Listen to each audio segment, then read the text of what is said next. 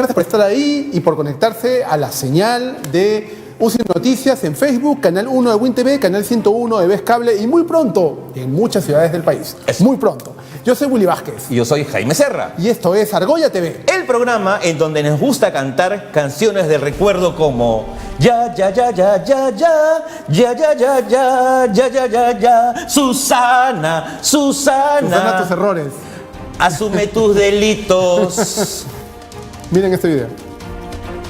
Usted tiene la oportunidad hoy día de decirnos quién financia la campaña de No, que es una campaña millonaria. La campaña del No se financia por aportes de personas, desde personas, ciudadanos que van a distintas actividades. O sea, hay una fiesta de jóvenes, la recaudación, por supuesto, no es una recaudación millonaria, es una recaudación significativa. Hay cenas de 500 soles, sí, hay cenas de 500 soles, muchas, varias. Hay aportes de empresarios desde Gamarra hasta empresarios o empresarias que tienen muchos más recursos también. Todo eso es parte de una contabilidad que se lleva con mucha prolijidad, quiere decir con mucho cuidado, y que Anel Townsend, quien dirige esta campaña, ha dicho que aunque la ley no lo exija, nosotros al final de la campaña vamos a dar de manera exhaustiva nuestra lista de personas que han donado, tanto los ingresos como los egresos. Lista de donantes, señora Villarán, está en primer lugar el señor Barata, ¿no? Me imagino.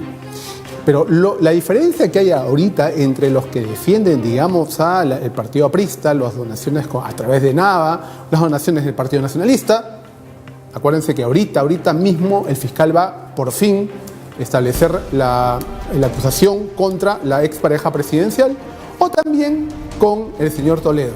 Todos tienen un mínimo común, nadie se salva. Y en el caso de Villarán, pues, parece que las cosas y las cartas están echadas.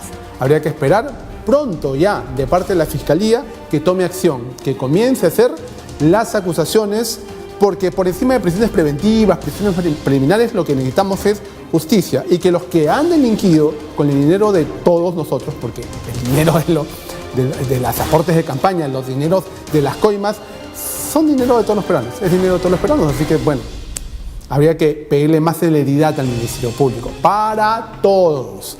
Bien, muchas gracias por estar ahí nuevamente y tenemos a continuación a un invitado ya acostumbrado a visitarnos todos los lunes por aquí, el congresista ladrón Concha de Guevara, perdón, es Concha Ladrón de Guevara, ya no lo vi bien.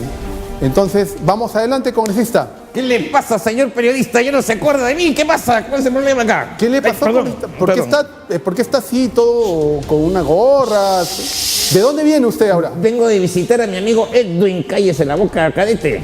¿Edwin? ¿Quién Edwin? Edwin Donaire, pues, ¿quién va a ser? ¿Quién más? ¿Qué otro Edwin? Tengo que ir a visitar, sino que estoy así viendo la forma de no ser reconocido, usted sabe, así que me he inspirado, ¿no?, en el vestuario que usó mi amigo Edwin para el día que fue al LUM. Entonces yo me he venido también así en personaje, ¿no?, porque de inspector Ardilla me he venido, para que nadie me reconozca. Y bueno, ¿cómo está el congresista? Ya no es congresista, ha sido defenestrado. Desgraciadamente. El general Donaire, ¿se va a entregar a la justicia? Bueno, yo opinamos que no tendría por qué, oiga usted, porque mire usted, Tiene una sentencia de la Corte Suprema en última instancia. Oiga usted, pero dígame usted, ¿en qué país civilizado cabe que un militar sea llevado de esa manera impropia, indigna, los calabozos esos pestilentes? No, para nada. Lo que se requiere es una investigación exhaustiva con jueces totalmente autónomos e independientes. Queremos llevarlo a la justicia militar. Las investigaciones han sido hechas por la Fiscalía, por el órgano de control interno del Ejército, y la Corte Suprema de Justicia ya ha dado un veredicto final. El congresista, su colega o su ex colega Donaire, es culpable. No. Acá lo que pasa es que esa corte, usted me está hablando de esa corte caviar que está ahorita, o sea, son fiscales caviares que están metiendo. No, para nada. Dígame usted, ¿en qué momento en este país se ataca a los dos pilares fundamentales sobre los cuales se sostiene la República? Los militares y los curas, oiga usted. ¿Qué es eso de estarse metiendo con el soldalicio a mi amigo, el cardenal, el obispo de Piura? Señor Eguren. Exacto, yo estoy completamente decepcionado de él. ¿Cómo es posible que haya retirado la denuncia contra esos dos difamadores del Salinas y la UGA, César, ni sé cómo se llaman? Bueno, en el Congreso también hoy día está bastante movido el tema de Acuña, ¿no? Richard Acuña, con estas gestiones ante la SUNEDU, dijo que él salía en representación de la universidad de su familia porque todos justamente se enfermaron. Y ahí hay un claro conflicto de intereses, congresista. Oiga usted, si no, ¿para qué se es congresista? Esa familia Acuña, dígame usted, esa familia Acuña, tienen que hacer un monumento en Piura, en Trujillo, por supuesto, el aporte que han hecho a la cultura. Mire cuántos profesionales salen de esa hermosa universidad que tienen, dígame usted, César Vallejo. Aparte, en todos los puntos de la República hay una universidad, César Vallejo, y esos hombres aportan. El aporte a la intelectualidad que ha hecho el señor Acuña. Y un modelo de negocio muy interesante. Por supuesto, es un emprendedor, un triunfador, la envidia, claro, como es cholito, chatito, lo odian esos blanquitos caviares, seguramente, ¿no? ¿Y usted qué se de caviar si usted no es blanquito? A ver, dígame usted. Bueno, para terminar, hoy también se sesionó la comisión que investiga la participación de la policía dentro del intento de captura del expresidente suicidado Alan García. Y oiga, señor periodista, perdón, hábleme de temas serios. Yo estoy preocupado por el té de Paolo Guerrero. No es posible que en ese hotelucho les estén dando té con sabe Dios qué cosas. Mire, casi no vamos al mundial por culpa de ese hotel. Ese hotel, yo le propongo, señor Guerrero, escúchame, Paolo, escúchame. Lo que tienes que hacer es meterle un juicio a ese hotel, le quitas el hotel, le pones el nombre de tu mamá, Telo Doña Peta, y mira, 15 lucas la hora, hermano, arrasa, te haces rico en pleno centro de San Isidro. Así que, por favor, esos son los temas serios, señor periodista. Usted y sus libelos caviares, ya me tiene hasta acá. Bueno, muchas gracias, congresista, gracias por estar aquí. Lo esperamos en el siguiente programa. ¿Y para mi de taxi? Todas maneras, sí, ya pasa por producción ahorita. Muchas gracias.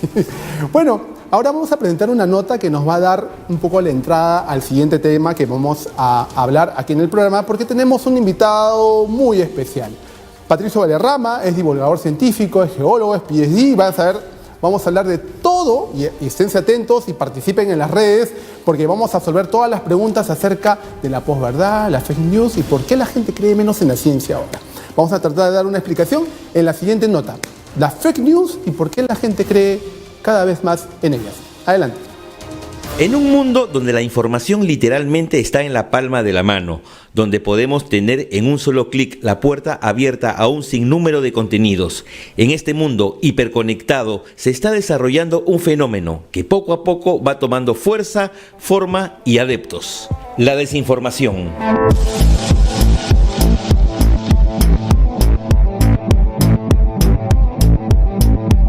Las noticias falsas o fake news invaden nuestros dispositivos, las redes sociales y las conversaciones fuera de ellas. Como una gran bola de nieve va tumbando razones, argumentos y a las propias noticias de los medios de comunicación. El problema grave que trae consigo este fenómeno es su consecuencia directa: la posverdad. Una serie de creencias que se instalan en la mente de la gente con tanta fuerza que es imposible convencerlos de lo contrario o de tratar de explicarles que la verdad es otra, así la tengan frente a sus narices o lo estén viendo con sus propios ojos. No, eso es falso, todo es una conspiración para ser parte del rebaño, dicen. Probemos una explicación.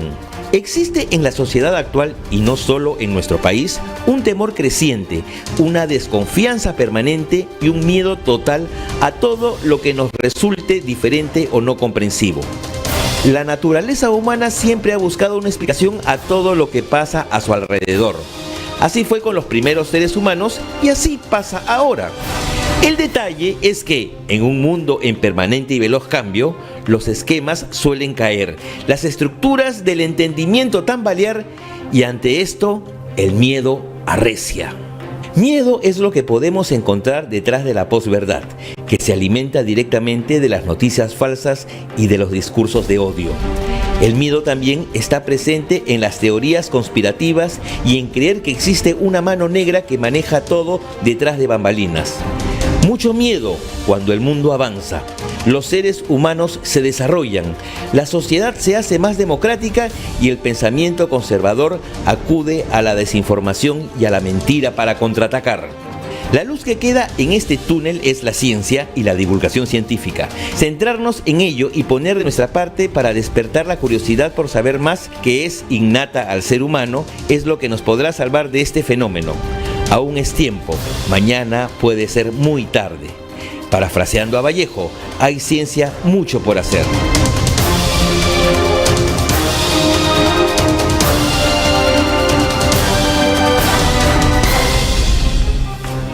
Muy bien, amigos, estamos de vuelta y yo siempre no me cansaré, mejor dicho, de resaltar el trabajo de Willy Vázquez en lo que se trata de reportajes. De verdad, un maestro, yo siempre lo reiteraré, no me cansaré de decirlo porque él lo hace con muchas ganas, con mucha ilusión, pero sobre todo con la vocación siempre de explicar las cosas lo más claro posible. Y justamente, hablando de las fake news, hemos traído al rey que en Twitter se encarga de desbaratar todas las fake news, sobre todo de temas científicos, que es un tema que nos interesa mucho. Vamos a abrir la toma, señor director, porque tenemos a Patricio Valderrama. Patricio, bienvenido. Jaime, muchas gracias. Bienvenido. Willy, muchas gracias. De verdad, un gusto estar acá. Gran gusto. Yo al menos Realmente. particularmente tenía la ilusión de conocerte en persona. Igualmente, gracias. Así que... Y todos lo deben conocer ya los que están en Twitter. Patricio Valderrama siempre se ha dedicado un poco, como dice Jaime, a desbaratar los grandes mitos que hay alrededor, básicamente, parece, del tema geológico, ¿no? Por favor, dinos cuándo va a ser el próximo terremoto. Uy, me encantaría. Si supiera, posiblemente yo tampoco estaría en el lugar. No hay forma de predecir estaría. terremotos. No hay forma de predecir terremotos. Se va a hacer en un tiempo, solamente que la ciencia todavía no llega. Seguramente de acá 100 años, un científico como yo va a dar el pronóstico de un terremoto tal como ahora nosotros damos los pronósticos de lluvia. Pero el día de hoy, con los conocimientos que tenemos ahora y con los instrumentos que tenemos ahora, no hay forma ni siquiera remota de poder predecir un terremoto. Salvo estos sensores que se colocan, ¿no?, a cierta distancia. Sí, claro, salvo como los sistemas de alerta temprana. Eso, sistemas de alerta temprana. Estos no adivinan cuándo va a ocurrir un terremoto, sino que te avisan apenas ocurre el terremoto. Estos sensores lo sienten y mientras llega la onda van enviando una alerta. Pero eso te está avisando que está viniendo un terremoto. Pero es una manera, digamos, de prevenir a las personas, sí, ¿no?, de que viene un sismo y de que pueden tomar alguna medida. Alguna medida en los segundos que quedan antes de que ellos sean impactados por la ola. Existen en México, existen en Chile, en Japón, en Chile y aquí en Perú se están comenzando a hacer los primeros esfuerzos para tener algo similar. Qué bueno, porque hace años se viene anunciando un gran terremoto mayor de grado 8, ¿no? Aquí en Lima. Ya toca desde 1746 fue el último gran terremoto que tuvimos. Y en los sismos es tan importante lo que ocurre como lo que no ocurre. ¿No? Entonces teníamos, por ejemplo, eso se llama silencio sísmico, una zona donde no hay temblores. Teníamos una zona muy importante en la costa de Ica, ¿no?, frente a la península de Paracas, que el 2007, un 15 de agosto, se rompió, generó un gran terremoto y liberó la energía acumulada por 250 años. Entonces, nuestra siguiente zona donde no hay temblores, donde no ocurren epicentros muy comunes de ninguna magnitud, es el centro del Perú, que vendría a ser la zona de Lima, o el sur, que es la frontera Perú-Chile. Esas son las dos zonas que... O sea, la frontera entre Tacna y Arica, digamos, donde el continente hace el giro, esa zona que puede generar también terremotos muy importantes y seguramente en algún momento volveremos a tener otro ahí o en el centro del Perú. 2 puntos antes de seguir avanzando en la conversación. Este tema de alerta temprana no se puede dar en cualquier territorio, tiene que haber cierto tipo, ¿no?, de especificaciones. Tiene que tener muchas especificaciones y el escenario perfecto es México, por ejemplo. Ciudad de México está muy alejada de la zona de donde nacen los terremotos. Entonces, cuando un terremoto nace y la onda comienza a viajar, tú tienes muchos sensores y, dada la distancia, tú das la alerta y tienes 40 segundos, 50 segundos antes de que la onda se siente en la ciudad. En cambio, en Lima, la ciudad está muy pegadita a la zona donde nacen los terremotos. Entonces, el sistema de alerta temprana seguramente va a funcionar y va a dar unos cuantos segundos, no mucho quizás para evacuar ciudades, para evacuar personas, pero sí para apagar máquinas, para cerrar compuertas, para cerrar ductos de gas, cosas de tanques químicos. Eso es lo que más está pensado este sistema que va a ser una cosa muy interesante cuando esté funcionando. Y este silencio sísmico que hay acá alrededor de la ciudad de Lima, ¿qué tanto nos puede alertar de lo que pueda ocasionar el siguiente gran sismo que se dé en la ciudad? Nos alerta dos cosas. Primero, sabemos que 1746 fue la última gran liberación de energía. Entonces, desde ahí estamos acumulando energía. ¿Por qué? Porque la placa de Nazca, la placa oceánica, entra por debajo de la placa continental a la misma velocidad que nos crecen las uñas. Más o menos 3.7 centímetros por año, si estás bien calcificado. Wow. ¿Ya? Entonces, imagínate que tienes casi 400 años de uñas entrando por debajo del continente, acumulando energía, y un momento a otro esa energía se tiene que liberar violentamente. Entonces, esto sería algo así de repente, que exactamente así. Y de pronto va a ser esto. Ajá, va a saltar porque se va a romper, tiene que llegar a un momento de liberación de energía, y ese es el momento donde ocurre un terremoto. Si el epicentro es en el mar, va a haber un tsunami, porque es la parte de la liberación de fuerza física que ocurre así. Y dado que justamente tenemos casi 400 años que no tenemos un terremoto importante, tenemos viviendas viejas, tenemos un ordenamiento territorial casi nulo en Lima. Tenemos casas precarias en los cerros, sí, pero también unos mega enormes edificios, sí. Yo no sé qué va a ser. Entonces el escenario es más complejo, y mientras más años pase, no necesariamente la intensidad del terremoto va a aumentar, pero sí la densidad poblacional. Exacto. Va a haber más gente, va a haber más casas prefabricadas, más viviendas precarias, y los daños podrían ser mayores. Es por eso que las autoridades, inclusive el cuerpo científico, dicen en algún momento va a pasar. Es por eso que hay que estar preparados. Y se me ocurre pensar, a ver, yo era un niño muy pequeño, estaba en primaria en el colegio cuando ocurrió el terremoto del año 74. 74, sí. ¿No es cierto? A ver si no me equivoco, fue el 3 de octubre, 3 de octubre. de 1974. Sí. Ese día no hubo clases porque el gobierno lo declaró feriado porque era el Día de la Dignidad Nacional, sí, el Día de la Revolución Peruana. Ajá. Entonces ese día no hubo clases. Me acuerdo esta figura, ¿no? Mi familia, mi mamá, mis hermanos y yo tomando desayuno, 9 de la mañana, sí, aproximadamente, ¿no? Cuando empieza el movimiento, ajá, fuertísimo, ¿no? Y hemos bajado las escaleras porque vivíamos en un segundo piso, las escaleras, y me acuerdo que nos hemos quedado en la puerta y yo veía el piso de la calle haciendo esto. Como ondas. Sí, como si estarías en un barco. Sí, sí, ¿no? Y la desesperación de no saber qué hacer porque no había dónde correr, claro, ¿no? Y luego, en los nervios, mi mamá mandó a la chica que ayudaba en casa a que nos baje ropa, nos hemos vestido, nos hemos salido a la calle, según mi mamá, no sé para qué, porque le daba miedo quedarse en la casa, y en la calle la cosa era peor, porque gente desmayada, cornisas caídas, gente en las farmacias pidiendo, sí, alcohol y calmantes, qué sé yo. Mi papá llegó corriendo de su trabajo, lógico, porque no hubo transporte público, sí, sí, sí, ¿no? Y hubo, me acuerdo, un gran caos y un gran miedo. ¿Ese terremoto de qué grado fue? Ese terremoto, primero, los terremotos no son por grados. Ese es un... Primera fake news del programa. Primera fake news, ¿no?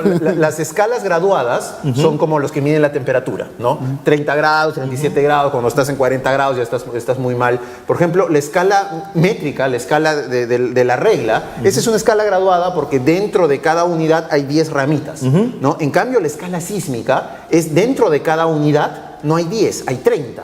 Entonces, un sismo de grado 5 es 30 veces más débil que un sismo de grado 6 y es 30 por 30 veces más débil que un sismo de grado 7. Okay. Entonces, no son grados, se llaman magnitudes. Magnitudes. Entonces, la pregunta correcta sería ¿de qué magnitud fue ese terremoto? Y esa magnitud fue de un 7.2, pero con epicentro al sur de Lima, muy cercano a Chilca. No fue en la costa, no fue frente a Lima. No fue frente al Callao. En algún momento, dado los daños que hubo en el litoral, ¿no? Se pensó que era frente al Callao, pero fue al sur, ¿no? Y ocurrieron serios daños en Lima Metropolitana, en el balneario de Chorrillos, inclusive en Ancón, en Ventanilla. Y de hecho... En La Molina. En La Molina. Me cuentan, sí, porque yo soy scout, que en esa época una de las funciones de los scouts fue ir a colaborar con la Universidad de La Molina, sí, que el edificio había quedado bastante dañado. Muy dañado. Bastante dañado. Entonces, claro, uno se pone a pensar, en esa época en La Molina no habían casas, no había nada.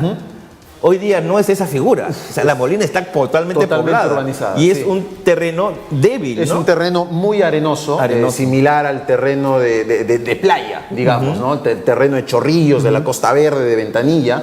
en el cual la arena al ser granular, durante un movimiento sísmico no se comporta muy bien con las estructuras que están encima. Entonces las viviendas, si no están construidas para ese tipo de terreno, con una cimentación adecuada, tienden a colapsar. Y eso es lo que aumenta muchísimo la posible tasa de estadística de daños en Lima. ¿Y tú tienes alguna información, algún dato que te permita saber qué tal están construidas las casas en las zonas arenosas de Lima? Es variable, porque si tú utilizas la técnica de construcción correcta, no hay ningún problema. Por ejemplo, las viviendas de concreto armado, esas famosas casas que son plancha, plancha, plancha, plancha, y no tienen columnas, wow. ¿no? O sea, es un cajón cuadrado que se vació en sí mismo, ¿no? Son muy buenas para suelos arenosos. Entonces, se va a mover, seguramente se rajará, pero no va a colapsar, ¿no? Mientras que la típica construcción de columnas, ladrillos y eso no funciona muy bien en terrenos arenosos. Además que el tema de la autoconstrucción, que es bastante riesgoso, ya que Lima se ha hecho por autoconstrucción. Y uno piensa que autoconstrucción solamente ocurre en las zonas, digamos, populares, en los llamados conos de Lima, ¿no? Mira, yo vivo en Lince y en la avenida Canevaro hay una casa de 2 pisos que encima tiene 5. Sí, claro. Del mismo tamaño. Entonces, yo siempre pienso, ¿no? Cuando ven el terremoto, los 5 pisos van a aplastar a la casa de abajo, a las 2 casas de abajo, como pasó con este hotel en Pisco. Claro. El Embassy. Y yo estuve hospedado alguna vez en ese hotel, ¿no? Entonces, yo he visto el edificio cómo ha caído sobre la parte de abajo. Sobre el primer piso. Y hemos visto varios de esos tipos de casas en Pisco. Muchos ejemplos en el terremoto de Pisco, que es un escenario bastante similar al que va a ocurrir en Lima, porque es frente a una ciudad con terreno más o menos arenoso, densamente poblado en el caso de Pisco y Paracas. ¿No? Se pudo ver muchísimas construcciones, cómo se hundieron, cómo se cayeron, cómo colapsaron de un lado, y eso se debe básicamente al tipo de suelo, ¿no? Es por eso que las autoridades insisten tanto en el tema de la mochila de emergencia. Vamos a seguir insistiendo porque es muy importante. Queremos invitar a todos los que nos están viendo, por favor, a participar con todas sus dudas, comentarios, porque aquí es muy importante, lo que estamos hablando. Roberto Esparza pregunta: ¿por qué es importante decir la distancia de la profundidad y luego la magnitud? ¿Por qué? Qué buena pregunta, Roberto. Porque un sismo, ¿qué pasa? En el español tenemos 3 palabras: terremoto, temblor y sismo, ¿no es cierto? Entonces, en cambio, esa es una maravilla de la lengua de Cervantes, porque en inglés es una sola, earthquake, y punto, ¿no? Entonces, los científicos hispanos hemos llegado a un consenso, ¿no? En que un terremoto es destructivo, ¿ya? Un temblor es algo que no causa destrucción y un sismo es un evento. Entonces, un sismo puede ser un terremoto, es para el inventario, básicamente. La diferencia entre terremoto y temblor lo hace la profundidad. Si yo les pregunto a ustedes, ¿cuándo fue el último terremoto en el Perú? Seguramente me dirían el de Pisco. El de Pisco, claro, de 2007, que tenemos recuerdo. Ya, pero yo les diría que no. Fue hace 4 años en un pueblito que se llama Cabanaconde, en Arequipa. ¿Por qué? Porque ahí ocurrió un sismo de magnitud 4.3. Nada más. Pero a 3 kilómetros de profundidad. Entonces, el sismo nació y las ondas sísmicas ahí llegaron directamente a un poblado que lo destruyó completamente. ¿Por qué? Porque mientras un sismo nace más profundo, las ondas sísmicas al avanzar se van diluyendo, porque van pasando por distintas capas de la corteza terrestre y llegan más suaves. Entonces, si tenemos un sismo, un 8, a 30 kilómetros, es destructivo, muy destructivo. Claro. Pero si tenemos un 8 a 400 kilómetros, ni lo sentimos. ¿Y cuál es la diferencia cuando el epicentro está en el mar, por ejemplo? Ya, cuando el epicentro está en el mar, la deformación la rotura, el salto que tú hiciste con tus manos, ocurre en el lecho marino. Entonces tú creas nuevo terreno en el lecho marino en el cual el océano tiene que compensarlo. Y se genera un tren de olas. Y eso es lo que genera un tsunami. Cuando el epicentro está en tierra, hay la posibilidad de que esté directamente debajo de una ciudad, caso Puerto Príncipe en Haití, caso Katmandú, ¿no? Donde un terremoto importante de magnitud 7, 8 puede generar grandes pérdidas. ¿Y por qué la zona justamente de Asia, ¿no? Japón, ¿no? Las costas japonesas, y el sur de Chile, o sea, el Chile básicamente en el continente, porque en realidad, o sea, a diferencia del Perú de repente, ¿no? En Chile que en Ecuador también hay bastante ocurrencia de terremotos, ¿no? Y se supone que en la costa del Pacífico que estamos en el famoso cinturón de fuego. Cinturón de fuego, sí. Pero ¿por qué en Chile últimamente ha habido más movimientos sísmicos que en las costas peruanas? Chile tiene un movimiento fuerte para nuestro entendimiento, para nuestro promedio cada año, ¿no? Eso depende sabemos que la placa de Nazca entra por debajo de la continental, ¿no es cierto? Todo lo hemos hecho. Eso depende con el ángulo que entra. En Chile y en Japón entran con un ángulo más parado. Wow. ¿Ya? Entonces la rotura es más violenta. Mientras que en Perú y Ecuador entra un poquito más echado. Entonces las roturas no tienden a ser tan violentas. Es por eso que el terremoto más fuerte registrado por el hombre fue en Concepción en 1960, que fue el que rompió la escala de Richter. Y a partir de ahí se tuvo que dejar de usar porque ya quedó obsoleta. Y se creó la escala de momento que es la que usamos ahora. Wow. Sí. Wow. Bueno, mira, este tema realmente del tema geológico es interesante, pero queremos hablar de la fake news también. Sí, claro. ¿No? ¿Cuáles son? ¿Por qué crees tú, realmente ya como divulgador científico te lo pregunto? Y eso vamos a aclararlo, por favor. Explícanos primero qué cosa es ser un PhD en ciencias de la Tierra. Así antes de pasar de... Porque de verdad que suena, no sé, medio esotérico. Medio esotérico, ¿no? Sí, tengo... Saca tus cartas, por favor. Explícanos. Vamos a decirlo después de la noche. No, un PhD en Ciencias de la Tierra significa que tiene el grado de doctor. Ok. ¿No? Es el grado máximo que un investigador puede tener. O sea, tú sí eres doctor. Sí, yo soy doctor. ¿Me puedes reír? Mira, acá me duele hace varios... ¿Cuántas veces me ha preguntado? ¿Usted es doctor? Sí, tengo un dolor por acá. No soy ese tipo de doctor. Soy doctor en una rama de la ciencia, que es las ciencias de la Tierra, con una especialidad. Conforme vas estudiando, cada vez te haces más experto en cositas más chiquitas. Eso es lo gracioso. Yo soy ingeniero geólogo de la Universidad de Cusco, tengo una maestría en riesgos naturales y tengo un doctorado, que es uno mucho más chiquito, en un tipo de riesgo muy especial que es vinculado a los volcanes y a los sismos. Ok. ¿Ya? Entonces, al ser un PhD, que es Professor of Philosophy, ¿no? Eso es el grado académico máximo que uno puede tener en esta rama de la ciencia, digamos, ¿no? Entonces, eso me da cierta cantidad de conocimientos generales muy chiquitos en varios temas, los cuales disfruto mucho compartiéndolos en Twitter. En todo caso, antes de pasar a los temas de la posverdad y esas cosas, cuéntanos un poco, ¿cómo ves la actividad volcánica en el país? ¿No? Tenemos varios volcanes. ¿Cómo va el tema ahí? 8 volcanes activos, 12 potencialmente activos y 16 en total, ¿no? Y cómo veo la actividad, bastante floja, la verdad, es bien aburrida, ¿no? Si nos ponemos a pensar, Chile, en comparación, tiene más de 5 o 6 volcanes erupcionando a la vez. Wow. Nosotros lo máximo que hemos tenido en nuestra historia moderna es 2. ¿Ya? El Ubinas y el Sabancay, entre ellos se van rotando la pelota. Seguramente despertará el Tixani en algún momento, otro así, pero nuestra actividad normal está inclusive por debajo de Ecuador, de Chile, de Japón. ¿Por qué? Porque estamos en una zona justamente de subducción media plana y es bastante natural, tal es así que ha permitido la formación y el auge de una hermosa ciudad que es Arequipa, a los pies de un enorme volcán, que es el Misti, y nunca le ha pasado nada y no hay señal alguna de que pueda pasar en el futuro. ¿El evento volcánico, la erupción volcánica más grande de la historia de la humanidad es Pompeya? No, es el volcán Krakatoa. Muy similar a lo que pasó a principios de año, ¿no? De hecho, fue el abuelo del volcán que erupcionó y que generó un tsunami, que era muy grande, en el cual el volcán subía mucha lava por dentro del volcán y, como vemos en los dibujos animados, los volcanes suelen erupcionar por arriba. El Krakatoa tenía un tapón, tenía un corcho. Entonces, como una botella de champán. Exactamente, era una botella de champán y ¡pum! Reventó para todo lado, ¿no? Esa es, y de hecho fue también la explosión más fuerte sentida por el hombre, el sonido más fuerte, que alcanzó creo que los 230 decibeles. Creo que se escuchó hasta en Londres, fue enorme la explosión. ¿No? De ahí, por ejemplo, la erupción más grande que hemos tenido en el Perú ocurrió en 1600, de un volcán que seguramente nunca han oído, que se llama el Huayna Putina, el cual era muy parecido al Misti, y después de la erupción ahora es un hueco. El volcán erupcionó tanto que sus cenizas llegaron a Buenos Aires, llegaron a la Antártida. Fue una erupción gigantesca que inclusive se cree que condicionó la evolución o el desarrollo de ciertas civilizaciones en la zona andina, Huaynaputina queda en Moquegua. Wow. ¿No? Entonces, pero de ahí grandes erupciones no hemos vuelto a tener.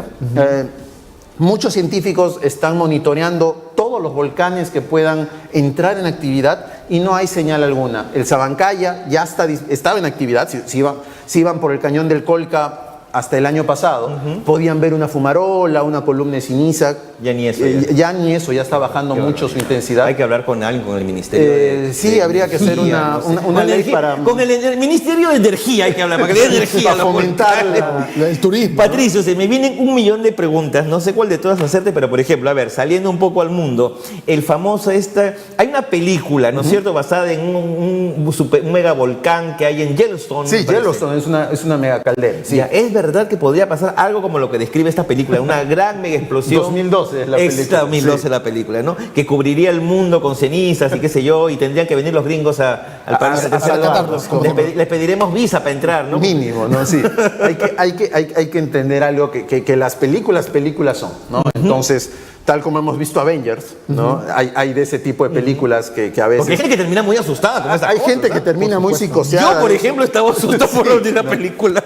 Yo le tengo más miedo a Thanos que a Yellowstone, ¿no? Yo al Rey de la Noche, pero ya lo mataron. Uy, no.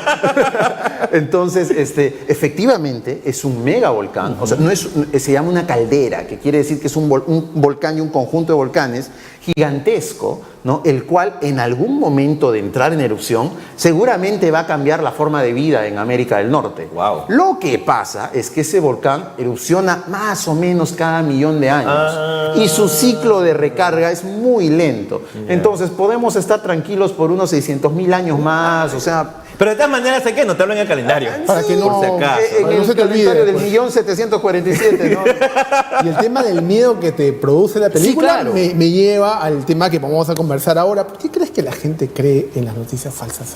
Porque como divulgador científico. Sí, bueno. como divulgador científico, porque la noticia falsa, la fake news, es mucho más sabrosa, es mucho más no sé, Emocionante, golosa, ¿no? emocionante, Claro, ¿no? te presta la imaginación en las noches, cuando estás sin sueño, ¿no? Una conspiración. Exacto. Hay gente que te está ocultando cosas, ¿no? Por ejemplo, hace 2 semanas hemos descubierto que en Marte también hay sismos. Porque hemos lanzado una sonda, que yo la llamo la geosonda, porque es un geólogo como yo, en realidad es un robot, ¿no? Que se posó en el piso marciano, puso su sismógrafo y comenzó a escuchar, y hemos escuchado algo muy chiquito, que no puede ser un terremoto, porque Terra es de tierra, entonces debe ser un martemoto. Un martemoto, ¿no? claro. Eso, por ejemplo, ha creado hace 2 semanas toda una rama de la ciencia nueva, que se llama la sismología marciana. Wow. Es toda una nueva rama que seguramente de acá 20, 30 años habrá doctores en esas ciencias que seguramente van a ir. Y ya estaremos viviendo allá, supongo, ¿no? Esperemos que sí, si no la van a pasar muy Pero aburrida. tienes esa gran noticia y júntanla con el avistamiento de un agujero negro que por fin se pudo hacer. Fue gigantesco. El Event Horizon o el horizonte de eventos, que es justamente, el agujero negro es como el silencio sísmico, es lo que no ves, ¿no? Se ve como un agujero negro traga todo y lo puedes ver, por primera vez lo hemos visto. Eso pasó hace 4 semanas, Sí. ¿no? Hace un mes. Y hay gente que sigue creyendo que la Tierra es plana. Y hay gente que, bueno, eso es increíble. Entonces, ¿qué pasa? Este tipo de noticias son únicas y pasan una vez cada década. Y difíciles de entender, Y porque muy por ejemplo, difíciles de entender. ¿cómo se le puede explicar a una persona común y corriente, no como nosotros, que no tenemos mayor conocimiento de ciencia, qué cosa es un agujero negro, Claro, por ejemplo? ¿no? sí. O sea, tú te imaginas, no sé, en una dona de chocolate, Sí. un agujero negro, ¿no? Digamos que es lo más decente que se me puede ocurrir, ¿no? Una dona de chocolate, ¿no? Porque otras cosas más impropias, pero no se puede. Hay otro tipo de Agujero negro. Digamos, si es que hemos visto Star Trek o Star Wars, Yo soy fanático de Star Trek. entenderíamos el concepto de Yo lo agujero sé, negro. claro. Pero a ver, explica el bosón de Higgs. Claro, eso sí. Eso, una Mira, partícula... ya va a Sí. acabar The Big Bang Theory y todavía no Terminan de... Entonces, hay noticias que para la ciencia son relevantes, pero diluirlas para que la persona común y corriente de la calle, que no sea un astrofísico, que no sea un físico, lo entienda, es muy difícil. Entonces ahí entran las fake news, ¿no? Entran cosas como los ovnis, entran cosas como el chupacabra, entran cosas como las conspiraciones, que el cambio climático, que el esto, que el otro. Entonces de ahí comienzan a ver muchas más, son noticias que parecen reales, o sea, tienen un encabezado, tienen un desarrollo, tienen una entrevista a un tipo como yo, Claro, ¿no? sí, Pero que se pone a hablar pues de... Mira, yo he visto el otro día un video en internet con todo un desarrollo acerca de cómo se le ha ocultado a la gente que la Tierra es plana. Por supuesto. Todo empieza con una reunión de Putin ¿cómo se llama? Con Clinton. Con Clinton todavía, ya. Se pusieron de acuerdo ellos para comenzar a ocultarle a No se todos. llevaban muy bien. Claro, y después otra reunión entre el Papa y el Papa equivalente de la religión que es cristiana de Oriente, ¿no? En donde inclusive hacen un zoom sobre la cruz que está atrás y que los enmarca en la foto, ¿no? Donde hay como una calaverita y ese es el símbolo Sí, por supuesto, de esa hermandad que se han puesto de acuerdo para ocultarnos que la Tierra es plana. Sí. ¿No? Ustedes saben de dónde viene la creencia de tierra plana, ¿no? Fue en Estados Unidos, lógicamente, nada más Para pueden variar. hacer estas De allá viene el maravillas. Kentucky, de ahí Sí, vienen las de ahí hamburguesas, de ahí viene la fake news Sí, también. exactamente. Hace como 30 años, ¿no? Cambió la currícula escolar. Entonces, algunos cursos de secundaria, de obligatorios, pasaron electivos. Y a uno de esos cursos fue la geografía. Entonces, tú tenías que estudiar matemática, lenguaje, historia, literatura, y geografía estaba junto con teatro, con fútbol americano, con básquet, Con violín. con coro, ¿no? Entonces, compadre, yo me quiero hacer millonario jugando al básquetbol en la NBA. Claro. ¿Qué voy a estar estudiando geografía? No, pues, ¿Qué ¿para vaina? qué? Entonces, tú tienes 3 generaciones, 30 años, 3 generaciones de gente que es básicamente ignorante en la geografía. Y ahora se explica, mira, yo no sabía ese dato, pero es muy importante porque ahora se explica estos videos que circulan, sobre todo en los noticieros americanos, Sí. en donde les preguntan, ¿dónde queda Brasil? Y les ponen un mapa, Ay, no ¿no? Un tiene mapa idea. mudo, ¿no? Sí, claro. Mira, nada. Sí. Apuntan a África, Ajá, ¿no? por Y supuesto. no sé, ¿y dónde queda, no sé, Italia? Sí. ¿No? Y Huacata apuntan Japón. Sí, claro. Yo digo, pero tan ignorante no se puede ser, o sea... Se puede, se puede. Se debe a eso, sí se puede. Ahora entiendo por qué se puede. Entonces, ¿qué pasa? Tú tienes ya treintones, cuarentones, Sí. padres de familia que toda su vida han vivido en las pampas de Texas o en algún sitio que es efectivamente, monumentalmente plano, y se comienzan a cuestionar, porque la naturaleza humana es cuestionar a las cosas. Desde que somos humanos veíamos un rayo en el cielo y nos cuestionábamos, ¿por qué ocurre eso? Entonces, nuestro conocimiento tan primario en ese tiempo lo relacionaba a una deidad. Claro, lógico. Entonces, ese mismo cuestionamiento humano decía, no, pero a mí en algún lado escuché que la Tierra es redonda, no la veo redonda, es plana hasta donde veo, entonces me están mintiendo. Y de ahí se comienzan a armar cosas, cuando para nosotros que hemos recibido por lo menos 3 añitos de geografía en el colegio, es una idea tan ridícula. Y básica y absurda, ¿no? Entonces, cuando tú creas una idea y se la compartes a otro que tampoco no sabe nada del tema, ya son 2. Juntan 3 y ya forman un grupo, son 4 y ya tienen un presidente, 2 vocales y un secretario, ¿no? Y Forman una asociación. forman una asociación y de hecho hace poco tuvieron el primer congreso de terraplanistas y eran 120 personas más o menos. Totalmente convencidos. Totalmente convencidos, y tú ves que ya tienen el movimiento y las actitudes de un culto. Entonces, es más una religión que una creencia científica. Y es un ¿no? dogma, en realidad. Es un dogma, ¿no? O sea, yo puedo decir que sí, efectivamente, a mí la ciencia me da de comer, porque soy científico. En cambio, a ellos esa creencia les da forma a su vida, porque ahora son parte de algo. Antes eran granjeros, eran enfermeras, trabajaban en un banco, todo, y ahora son... Les da sentido a su vida. Le dan sentido a su vida porque ahora ellos saben la verdad.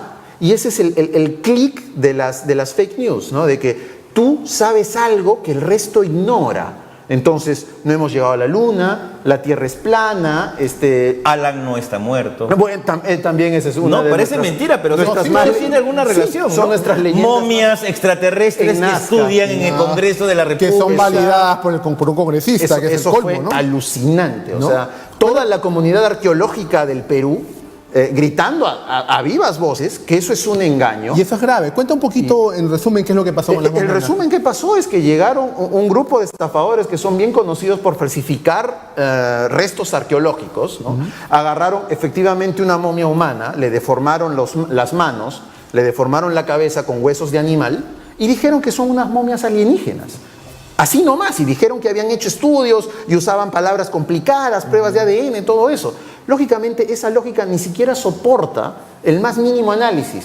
pero como cada loco puede encontrar un tambor, no vieron mejor tambor que lamentablemente el Congreso de la República, y presentaron sus ideas. Yo vi esa audiencia a través de la televisión y eran unas ideas alucinantes, que, o sea, no solamente no atentaban contra la ciencia básica, sino atentaban contra la lógica, ¿no? Contra el sentido común. El sentido común. O sea, es el menos común de los sentidos. Sí. ¿Cómo explican que en Machu Picchu cortaban las piedras en ese ángulo? Porque eran buenos obreros y tenían las herramientas, era posible. Hemos encontrado las herramientas, tú agarras las herramientas y con paciencia lo puedes hacer, ¿no? No se hizo en 2 días. No se hizo en 2 días, exactamente, ¿no?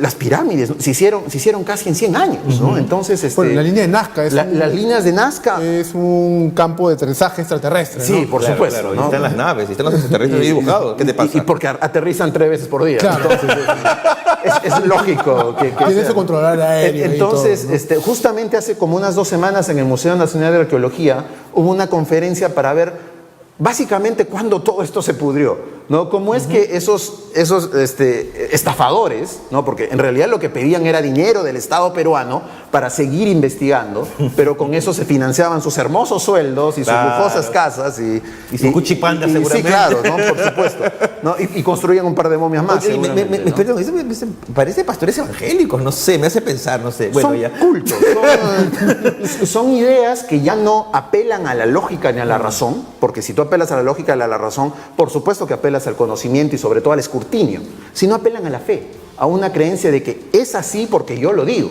y tú, si no me crees, estás siendo engañado, estás viviendo en otro lado, ¿no? Entonces, o estás siendo poseído por el demonio, sí, ¿no? seguramente. A mí, yo tuve la suerte de decirme que por Twitter me han dicho que yo soy un Illuminati, Ya. ¿no? Así. Que trabajo para la CIA, ¿no? Para Soros. También creo De que vez sí. en cuando, No sé claro. muy bien qué es un Soros, Unos pero- cachuelitos por ahí Sí, con ¿no? Soros, seguramente. ¿Por ¿no? qué? Porque, o sea, yo en realidad tengo pruebas de que la Tierra es plana, pero mi labor es decir que no lo es. Entonces, si tú te das cuenta... Pero es bien sincero, porque viene y lo dice en televisión también. Bueno, ¿no?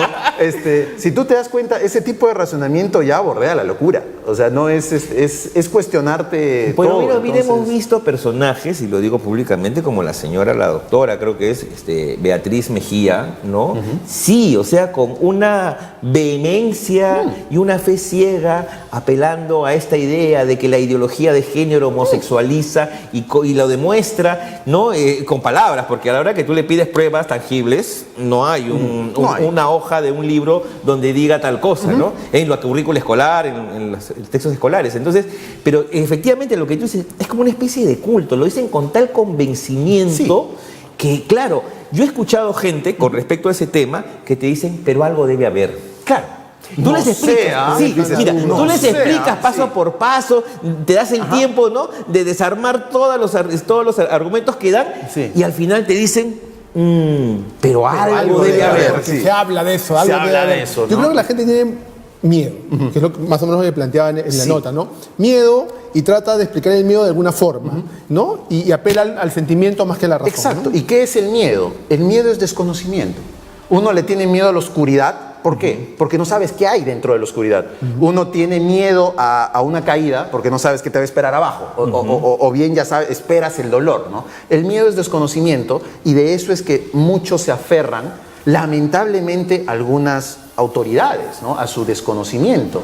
Y el caso muy claro es la actual administración de Estados Unidos, tienen un presidente y tienen un gobierno que niega algunas verdades científicas. Como por ejemplo el cambio climático. El cambio climático, ¿no? El cambio climático Es un invento, dicen. que es un invento de los chinos. Primero decía que no existía, después que es un invento de los chinos, ahora dice que puede ser cosas, ¿no? Entonces, y ahí vienen cosas mucho más peligrosas, como que las vacunas causan autismo. Por ejemplo. Y ahora estamos volviendo a tener epidemias de sarampión. En Estados Unidos. En Estados Unidos, Y acá que también, que era una enfermedad casi desaparecida. Ahora mueren niños y mueren adultos por sarampión. ¿Por qué? Porque a alguien se le ocurrió escribir un artículo para venderlo sobre que las vacunas causaban autismo, ¿no? Se desmintió se retractó. La comunidad científica, se retractó, ¿no? la comunidad científica lo expuso, Exacto. ¿no? Y sobre todo lo expulsó, pero el daño ya estaba Ya hecho. está. Yo he conocido gente que me ha dicho eso, ¿no? Sí, ¿No? claro, ¿no? Las vacunas causan autismo. Patricio, el tiempo ya se ha ido volando. Faltan 2 minutos para que acabe el programa, pero yo creo que como resumen, ¿qué opinas tú, qué piensas acerca de los medios de comunicación que siguen difundiendo, ¿no? A personas, personajes, ¿no? Pseudodoctores, pseudocientíficos, pseudo no sé qué, diciendo ese tipo de cosas, ¿no? O sea, hablamos en general, desde los horóscopos, ¿no? Las lecturas de cartas, hasta los chamanes. Los chamanes no, y hasta esta gente de este tipo de colectivos, tipo con mis hijos no te metas. Yo creo que todos están dentro de un mismo saco, a mí me parece, no sé. ¿Qué opino? Que cada vez son menos. Cada vez son menos. O sea, ya el hecho de que ustedes me hayan invitado a su programa ya indica hacia dónde nos estamos moviendo. Con el internet, con el acceso a las cosas, con todos los conocimientos tan fáciles que son de adquirir ahora, que alguien te venga a decir que mañana un Tauro se va a ganar la lotería, suena absolutamente ridículo. Entonces, poquito a poquito están quedando cada vez con más, sin piso, sin fondo. Vamos a llegar a un punto muy similar a la Edad Media, en que los libros científicos se quemaban y el conocimiento científico se perdió. Ahora estamos llegando al inverso, de que esas ideas anticuadas, perversas, que solamente quieren, digamos que, controlar y mantener a la población en cierto nivel, ya están desapareciendo. Sí, por eso yo creo que es importante la labor de los medios de comunicación, muy importante, ¿no? De ser responsables con la información que le dan a su público, ¿no? Y hay que hacer una chambita más, los medios de comunicación, personajes como Patricio, como divulgador científico, de transformar esta información en algo más digerible, ¿no? Hacerla más cercana a la gente. Más amigable. Más amigable Y esto es mea culpa de la comunidad científica, que por decenas de años nos hemos especializado en hablar en difícil, ¿no? Decir unas palabras, entonces cuando decíamos palabras raras, todo el mundo decía, wow, ¿cómo sabes? Claro, pero nadie sabía que pero nadie decía, ¿no? nada. Entonces, lo mejor es hablarlo como lo hemos comentado ahora, como yo le contaría a mi mamá, como yo le contaría a mi hermana. Que mira, que es un poco la idea que hemos tenido siempre con Willy de ese espacio que nació en la sala de mi casa, en el comedor de mi casa, con un celular transmitiendo, y que lo seguimos haciendo los domingos en la tarde. Y ahora con ese espacio que tuvimos la suerte de encontrar aquí en UCI Noticias, de tratar eso, de explicar la política, la ciencia en este caso, ¿no? Lo poquito que podemos saber de ciencia, o cualquier otro tema, explicarlo de una manera amigable para que la gente lo pueda entender, digerir, inclusive apelando hasta el humor. Claro. Que es importante para que la gente lo entienda, es ¿no? la forma de llevar. Y les agradezco mucho por la invitación, y la comunidad en general, todos los televidentes de UCI se los agradecen, justamente por explicar los temas tan complejos como la política, como la ciencia, como varios, en un idioma que todos lo podemos entender, y mañana conversar acerca del tema de una manera fácil. Exacto, ¿no? Y yo quiero hacer un pedido a todos nuestros televidentes, nuestros amigos, por favor, compartan este programa, sigan a Patricio en Twitter, que es Patricio Valderrama, ¿no? Arroba Patricio B chica. B chica, por favor, síganlo, háganse un favor, hagan un favor a sus hijos, y tratemos de difundir más este tipo de noticias, este tipo de información, que es información verídica, ¿no? Y comprobable. Verdadera y real. Patricio, quiero decirte, personalmente, para mí ha sido un honor conocerte. Muchas gracias. Otro igualmente. honor que estés aquí en este humilde espacio, Argolla TV, en UCI Noticias. Y esperamos, pues, poder seguir conversando contigo en otras oportunidades. Sí, por favor, cuando quieran. A mí me encanta. Muchas gracias. Habla la toma. Está grabada cuando quiera. Cuando Listo. Patricio, muchísimas muchas gracias, Patricio. muchas gracias, güey. Qué gusto tener gente inteligente que sale en televisión a decir estas cosas, ¿verdad? Yo estaba Muchísimas gracias extasiado a hoy día. todos por estar ahí, y nos vemos el jueves. El jueves. A las 11 de la noche aquí en UCI Noticias. Este jueves. Y queremos No se lo también darle la bienvenida a nuestros amigos de Nación Combi, que sabemos sí, que a partir chicos. de mañana están a las 11 de la noche en UCI Noticias, así que suerte para ellos, como decimos en teatro, mucha mierda y buenas vibras. Y hasta el jueves a las 11. Chao. Chao.